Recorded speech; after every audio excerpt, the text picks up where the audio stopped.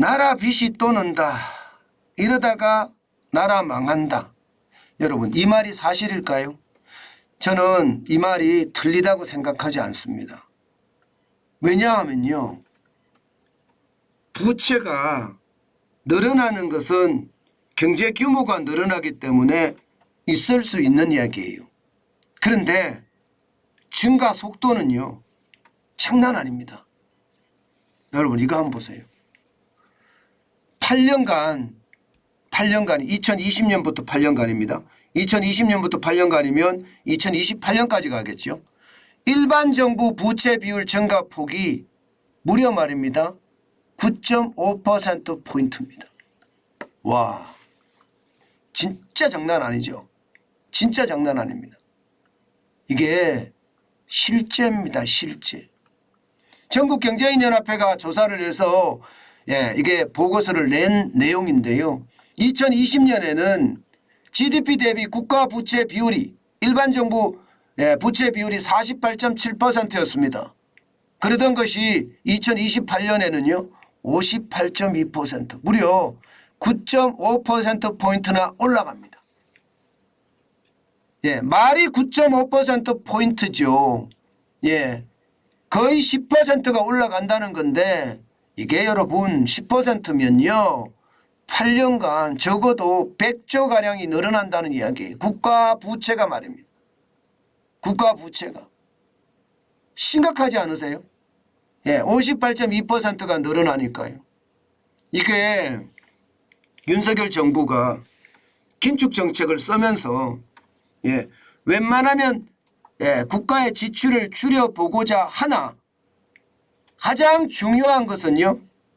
이게 퍼주기가 법으로 만들어져 있기 때문에 줄이려고 해도 줄일 수가 없다는 사실이에요.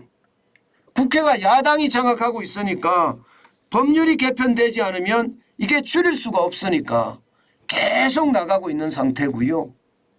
다른 쪽에 이게 어떻게 하면 정부의 비용을 줄여볼까 그렇게 생각을 하지만 여러분도 알다시피 지금 복합 위기 상황입니다.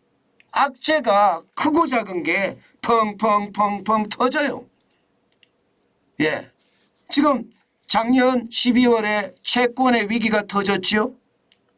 그러면서 부동산 폭락하면서 건설사에 또 위기가 터졌습니다. 부동산 PF발 위기라는 위기가 또 하나 터졌어요. 최근에는 전세 사기라는 또 위기가 터졌습니다. 이 위기가 걷잡을 수 없이 터지는 거예요. 이런 위기가 터질 때 정부는 돈을 써야 되거든요. 쓸 수밖에 없고. 그러니까 정부는 답답한 거죠. 많이 쓰려고 하니 자칫 잘못하다가는 국가 신용 등급이 떨어질 것 같고 그렇다고 안 쓰려고 하니 여론이 장난 아니고 아니 지난 정부에서는 돈을 썼는데 왜 이 정부에서 돈을 안 쓰냐 이렇게 말하면 할 말이 없죠. 그렇다고 해서 나라 국간이 비었다는 것을 윤석열 정부가 제대로 홍보하지도 않고요. 그런 상황을 감안을 해보면 말입니다.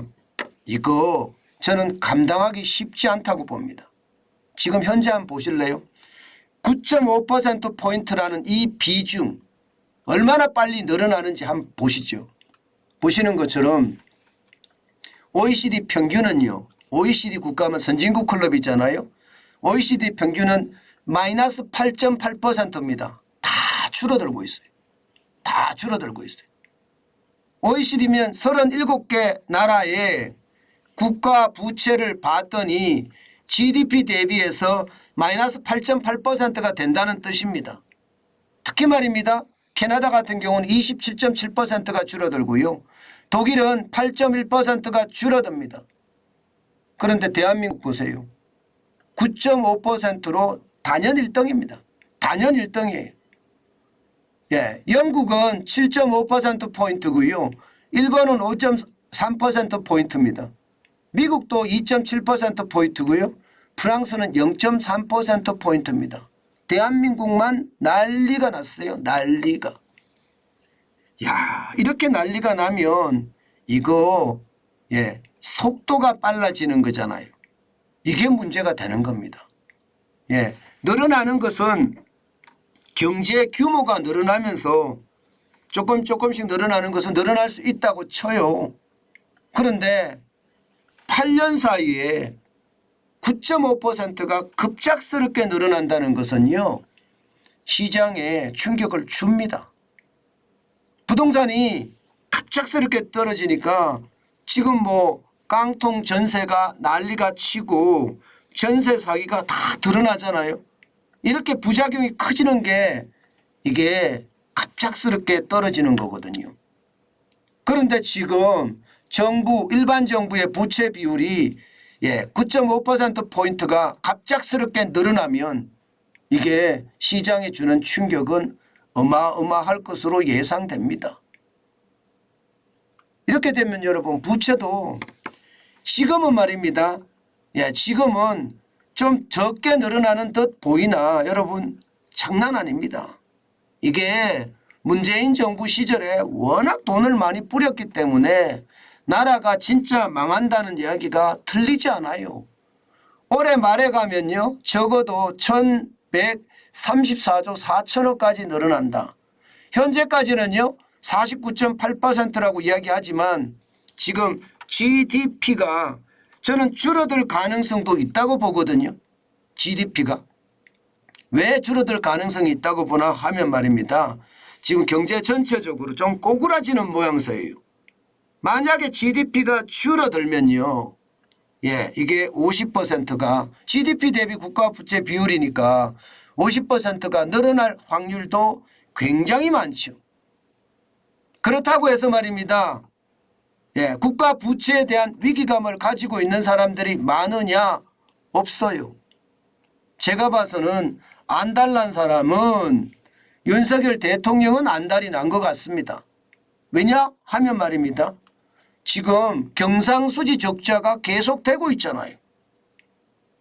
이게 말입니다 여러분. 경상수지 적자가 계속되면 될수록 이게 기업의 어떤 상황은 굉장히 좋아지지 않는 거고요. 기업의 상황이 안 좋아지면 안 좋아질수록 국가, 나라 곳간도 어려워지거든요. 이게 한꺼번에 닥칠 수가 있거든요. 지금 보시다시피 물론 앞으로 좋아질 거라 예상은 해요. 그러나 2023년 1월에 보면요.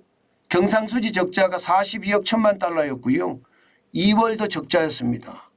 5억 2천만 달러의 적자였거든요. 올해만 47억 3천만 달러의 누적 적자를 지금 달성하고 있습니다. 이대로 가다가 말입니다. 예상했던 대로 정부는 200억 달러의 흑자를 낸다고 이야기했는데 경상수지가 200억 달러의 흑자를 못 냈을 경우 어떻게 될까요? 다시 말해서 대한민국 국경선을 두고 말입니다.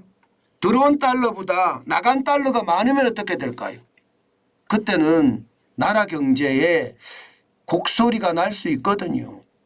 그래서 이게 윤석열 정부가 특히 윤석열 대통령이 안달하는 것도 이거인지도 모르겠어요. 지금 윤석열 정부는요 어떻게 하든 긴축을 해야겠다면서 사실 발부둥을 치고 있는 것도 사실이거든요. 그 단적인 것이 말입니다. 이게 재정준치관입니다. 재정준치관이 지금 보시다시피 문재인 정부 때는 돈 엄청나게 뿌렸거든요. 관리재정 적자 비율이 보면 말입니다. 2019년에 3.5%였고요. 2020년에는 무려 5.6%였습니다. 2021년에도 5.4%예요. 난리도 아니죠. 돈 뿌리는 게. 이것을 말입니다. 윤석열 정부는 어떻게 하든 2023년에 이게 3% 이내로 줄여보자. 2022년에부터 3%로 줄여보자 이렇게 생각을 하지만 이게 만만치 않습니다. 이게. 만약에 GDP 대비 국가 부채 비율이 60%를 초과하면 2% 이내로 줄여보자. 이게 재정 준치가 아니거든요. 그런데 국회에서는 낮잠 자고 있습니다. 국회의원들이 할 생각이 없어요. 나라가 어떻게 되든 말든 나의 권력만 지키면 된다는 생각이고요. 나라가 어떻게 되든 말든 국민 갈라치기만 하면 된다는 생각이에요.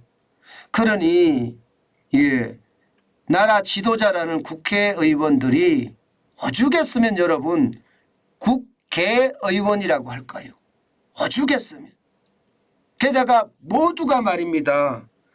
국민을 위해서 일한다는 핑계로 자기 권력만 강화하고 있으니 참 답답할 노릇입니다. 도대체 누가 있어 이 나라는 보호되고 누가 있어 이 나라는 안전해질까요? 모두가 자기 이익만 추구하고 있는 이 상황에서 말입니다. 대한민국은 점점 내전 상태로 가고요. 그 상태 안에서 침몰하고 있는 것은 아닌가, 저는 그런 생각까지 많이 해봅니다. 참 어쩌면요, 너무 답답한 상황이 계속된다, 이렇게 말씀드릴 수가 있을 것 같습니다. 언제까지 나라가 이래야 되는지는 참 알지 못하겠지만 아마도 이게 합리적인 생각이나 객관적인 판단을 하지 않는 한 이 상황은 계속될 겁니다. 제발 우리는요, 합리적인 생각을 하고 객관적인 판단을 할 시기입니다. 대한민국이 선진국이라고 이야기하잖아요. 그러면 선진국민답게 제발 우리도 맹목적으로 지지하는 거 이것 좀 없애면 안 될까요? 맹목적으로 지지하는 거. 저는 이 맹목적인 지지가 결국은요, 결국은 나라를 망친다, 이런 생각을 해요.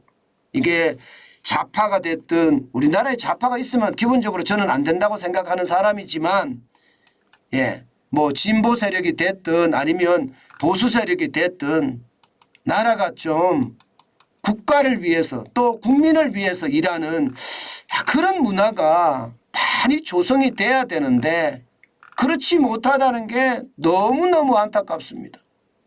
아마 여러분들도 많이 느끼실 거예요. 도대체 이 나라는 누가 있어 보호할 수 있는지, 그건 말입니다. 솔직히 누가 있어 보호할 수 있을까요? 지금 이대로라면요, 나라를 보호할 수 있는 사람은 저는 아무것도 없는 것 같아요. 아무도 없는 것 같아요. 아니 지도자들이 맨날 자기 권력에만 매달려서 있는 상황에서 어떻게 여러분 나라가 안정을 찾을 수 있으며 어떻게 나라가 더 부강해질 수 있을까요? 저는 이게 거의 불가능하다고 생각을 합니다. 지금 같은 정신머리 가지고는요, 대한민국이 온전하게 살아가는 게 불가능하다, 저는 그런 생각을 해봅니다. 제발 정환진 TV를 보시는 분들만이더라도요, 최소한의 예의 있잖아요. 최소한의 예의. 제가 늘 말씀하는 게 최소한의 예의는요, 여러분도 알다시피 합리적인 생각하고요, 객관적인 선택입니다. 합리적인 생각과 객관적인 선택을 해주는 것, 이것이 나라를 바꿀 수 있는 핵심적인 요소가 되지 않을까, 저는 그렇게 오늘도 생각을 하면서 이렇게 새벽에 외쳐봅니다.